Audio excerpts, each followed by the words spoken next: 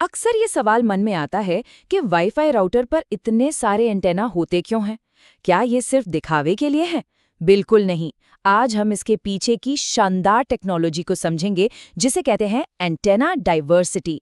यही वो चीज है जो हमारे वायरलेस कनेक्शन को इतना तेज और भरोसेमंद बनाती है। ये कहानी तो हम सबकी है ना? कोई बहुत ज़रूरी वीडियो कॉल चल रही हो या कोई फिल्म का क्लाइमैक्स हो और ठीक उसी वक्त कनेक्शन गया। ये सिर्फ परेशान ही नहीं करता बल्कि वायरलेस टेक्नोलॉजी की एक बहुत बड़ी चुनौती को भी सामने लाता है। अगर इसे थोड़ा टेक्निकली समझें तो इस प्रॉब्लम की जड़ है बिट एरर रेट या BER का बढ़ जाना। इसका मतलब बस इतना ही है कि जो डेटा भेजा जा रहा है वो रास्ते में कितना खराब हो रहा है या गुम हो रहा है। BER जितना ज्यादा, कनेक्शन उतना ही बेकार। देखिए, जो पुराने या सामान्य वायरलेस सिस्टम होते हैं, उनकी सबसे बड़ी कमजोरी यही है। जैसा कि इस डायग्राम में दिख रहा है, एक ट्रांसमीटर है, मान लीजिए हमारा राउटर, और एक रिसीवर है, जैसे हमारा फोन। और डेटा के लिए इनके बीच में सिर्फ एक ही रास्ता है। अब अगर इस रास्ते में जरा सी भी रुकावट आई तो पूरा कनेक्शन ही बैठ जाता है। और ये जो रुकावट है ना, इसकी सबसे बड़ी वजह है डीप फेड। इसे ऐसे समझिए कि सिग्नल चलते चलते अचानक एक बहुत गहरे गड्ढे में गिर गया। जब सिग्नल की ताकत एकदम से बहुत ज्यादा कम हो जाती है तो रिसीवर को डेटा समझ ही नहीं आता, और वहीं से शुरू होती हैं गलतियां, यानी एरर्स। तो फिर सवाल ये उठता है कि इस प्रॉब्लम का हल क्या है? अगर एक रास्ता भरोसे के लायक नहीं है, तो फिर सिग्नल को मजबूती से पहुंचाने का और क्या तरीका हो सकता है? और इसका जवाब भी सच कहूं तो काफी सीधा सा है। एक रास्ते पे निर्भर रहने के बजाय क्यों ना सिग्नल के लिए कई रास्ते बना दिए जाएं, बिल्कुल ऐसे।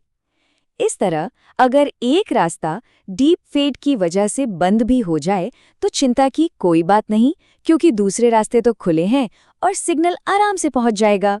इसी कमाल के आइडिया को कहते हैं डाइवर्सिटी। इसका सीधा सा मतलब है बैकअप प्लान रखना। मतलब एक से ज्यादा ऑप्शन होना ताकि फेल होने का खतरा कम हो जाए। ये बिल्कुल एक टीम की तरह है, जहां अगर एक खिलाड़ी फॉर्म में नहीं है तो बाकी खिलाड़ी मैच संभाल लेते हैं।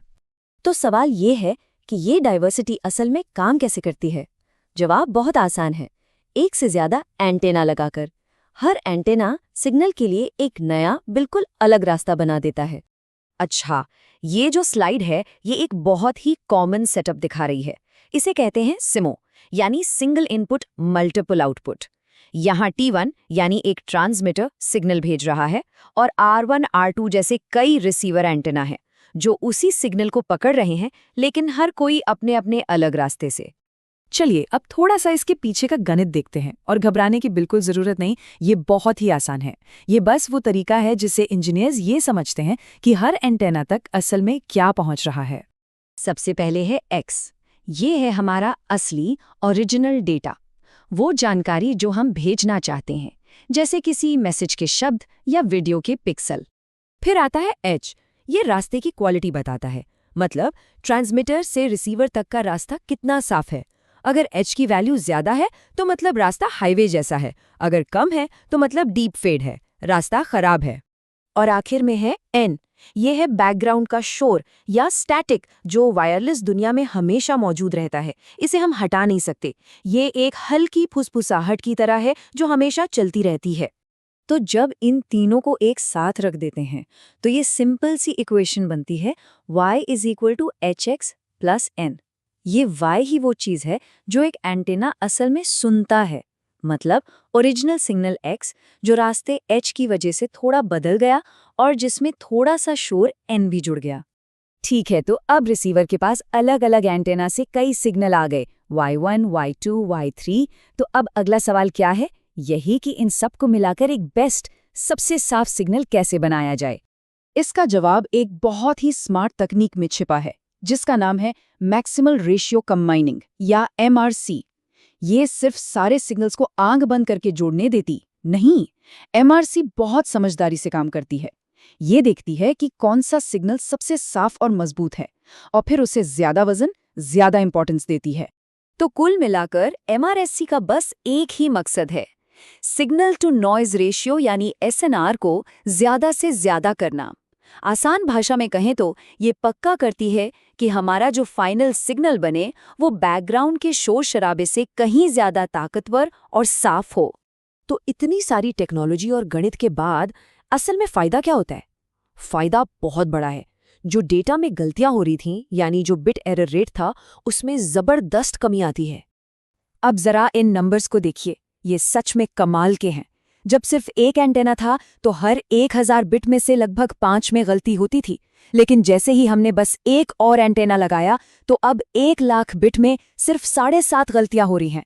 ये लगभग 67 गुना बेहतर परफॉर्मेंस है सिर्फ एक एंटेना जोड़ने से। तो यहाँ सबसे ज़रूरी बात समझने वाली ये है कि हर नए एंटेना के साथ फ़ायदा दुगना या तिगुना नहीं होता, बल्कि ये घातीय रूप से यानी एक्सपोनेंशियली बढ़ता है। हर नया एंटेना कनेक्शन को कई गुना ज़्यादा भरोसेमंद बना देता है। तो अब अगली बार जब कोई ऐसा वाईफाई राउटर दिखेगा जिस पे बहुत सारे एंटेना लगे हों, तो ये बात साफ हो जाएगी कि वो सिर्फ डिज़ाइन के लिए नहीं है। उनमें से हर एक एंटेना डाइवर्सिटी के सिद्धांत पर काम कर रहा है ताकि हमारा कनेक्शन हर हाल में मजबूत बना रहे। और ये कहानी सिर्फ वाईफाई पर ख़त्म नहीं होती। एंटेना डाइवर्सिटी ही 5G और भविष्य की वायरलेस टेक्नोलॉजी की असली बुनियाद है। तो ये सोचना दिलचस्प है कि जैसे जैसे हमारी डेटा की भूख बढ़ेगी, हमारी डिवाइसेस पर कितने एंटेना होंगे? 10, 20 या शायद 100? भविष्य वाकई में बहुत रोमांचक होने वाला है।